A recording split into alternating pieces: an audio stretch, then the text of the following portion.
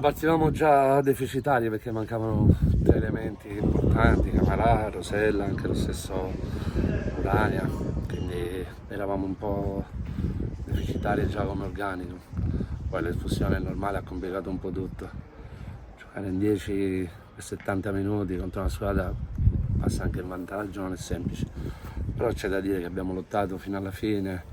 fino al secondo gol abbiamo lottato. Abbiamo avuto anche la possibilità di poterla pareggiare, abbiamo avuto una traversa, qualche occasione di gol. Nel secondo tempo siamo riusciti insomma a esprimere il nostro gioco anche se eravamo in 10, però è normale, quando poi magari prendi il secondo gol finisce tutto, però dobbiamo tenere di positivo il secondo tempo, gli ultimi 20 minuti anche del primo dove siamo rimasti in 10, abbiamo lottato, ti ripeto, è normale che si scombussola anche l'assetto tattico, però alla fin fine, ripeto, dobbiamo prendere per buono quello che abbiamo fatto nel secondo tempo. Io non discuto mai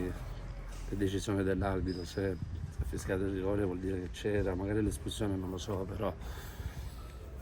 decidono loro, bisogna accettare, anche se magari anche noi abbiamo qualcosa da recriminare per qualche calcio di rigore magari non dato, non lo so, poi dalla panchina è più difficile, però ripeto, non sono queste le cose che possono cambiare le sorti di una partita. Certo,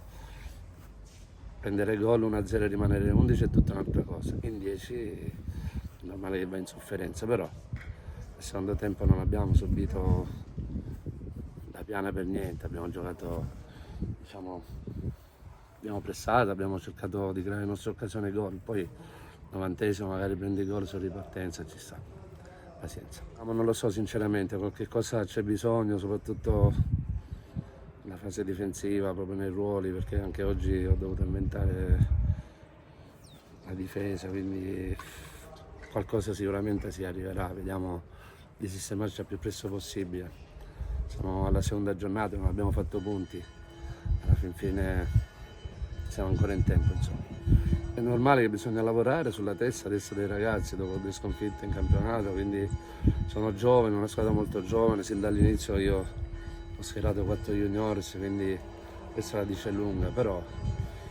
questa settimana lavoreremo, cercheremo di andare a Cassabuona per andare a fare la nostra